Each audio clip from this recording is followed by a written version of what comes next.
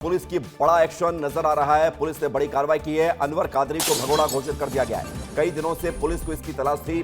Police ने court में कादरी को भगोड़ा घोषित किया है। कादरी पर लव जिहाद में फंडिंग का आरोप है। कादरी का कई कनेक्शन सामने आया है। कादरी की बेटी हालांकि पुलिस हिरासत में है, लेकिन अनवर कादरी पार्षद जिसे अब भगोड़ा घोषित किया गया है, इसका मतलब यह है कि पार्षद भगोड़ा हो चुका है। पुलिस उसे ढूंढ नहीं पाई है और उसको ढूंढने के लिए लगातार प्रयास किए जा रहे हैं। ये भाग गया है, ये किसी दूसरे देश में भी जा सकता है, ऐसी भी खबरें सामने आ चुकी हैं। इंदौर से बड़ी खबर है, अनवर कादरी को भगोड़ा घोषित किया गया है और दावा ये जरूर किया जा रहा है कि जल्दी गिरफ्तार किया जाएगा, लेकिन पिछले कुछ दिनों से इसकी तलाश के लिए लगातार अभियान चलाए गए हैं, जिसमें सफलता नहीं मिली है। अक्षत हमारे साथ जुड़ गए। अक्षत, भगोड़ा घोषित होने के बाद कादरी की मुश्किलें और कैसे बढ़ेंगी और पुलिस को सपोर्ट कैसे मिलेगा, क्योंकि भगोड़ा घोषित होने का मतलब तो यही है कि पुलिस पकड़ नहीं पाई।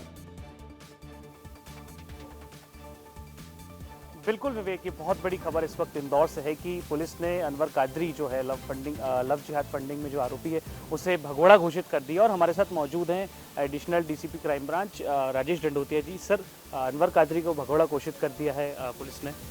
हाँ बिल्कुल, इसमें लगातार ये कानूनी प्रोविजंस होते हैं जिसमें व्यासी के तहत वारंट जारी कराया जाता है और वारंट जारी करा लिया गया है और इसमें इसको भगोड़ा घोषित कर दिया है, फरार घोषित कर दिया है और इसको 1 महीने का समय दिया गया है। अगर वो 1 महीने में सरेंडर नहीं होता है तो ऐसी स्थिति पर संपत्ति कुर्की की कार्रवाई की जाएगी। सर, अभी क्या टेक्निकल एविडेंसेस मिले हैं? आयशा की भी रिमांड बढ़ाई गई है, क्या वहाँ से भी इन्फॉर्मेशन आई? एक बार विस्तार न्यूज़ के दर्शकों को बताएं। उसकी जो रिमांड थी 5 तारीख तक की थी, लेकिन फिर रिमांड ली गई है और उसकी अब 11 तारीख तक की पुलिस रिमांड मिल गई है। उसमें लगातार कोशिश की जा रही है। उसमें टेक्निकल एविडेंसेज और भी जो ग्राउंड इंटेलिजेंस जो रिपोर्ट्स आ रही हैं और जो भी फैक्ट्स आ रहे हैं उसके आधार पर इन्वेस्टिगेशन किया जा रहा है और उसकी इसी इन्वेस्टिगेशन के मद्देनजर रखते हुए, कुछ एविडेंस कलेक्शन के मद्देनजर रखते हुए उनका पुलिस रिमांड बढ़ाया गया है। होपफुली हमें कुछ ना कुछ ऐसे एविडेंसेज मिलेंगे। सर, आप लोगों के इंटेल के हिसाब से कोई लास्ट लोकेशन कभी अनवर कादरी की मिली हो?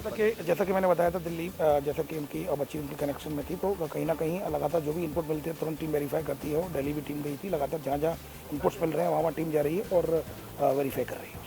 तो देखिए विवेक, ये थे हमारे साथ एडिशनल डीसीपी राजेश जी जो बहुत बड़ी जानकारी दे रहे हैं। 1 महीने का समय पुलिस ने अब दिया है कि यदि अनवर कादरी 1 महीने में आकर वापस नहीं आते हैं तो संपत्ति कुर्क कर दी जाएगी। और जो अभी लेटेस्ट इंटेल है क्राइम ब्रांच का, उससे ये कि आखिरी जो लोकेशन थी उनकी दिल्ली थी, उनकी बेटी उनसे संपर्क में थी और अब आयशा की भी रिमांड बढ़ा दी गई है, क्योंकि कई महत्वपूर्ण जानकारियां आयशा से भी इंदौर पुलिस को लगातार मिल रही है इस केस में। विवेक, बहुत बड़ी अपडेट है। बहुत शुक्रिया, बहुत बड़ी अपडेट आप बता रहे हैं अक्षत की है। 1 महीने का समय दिया गया है और संपत्ति कुर्क की जाएगी अगर 1 महीने के अंदर सरेंडर नहीं करता है अनवर कादरी। भगोड़ा जैसे घोषित कर दिया गया है।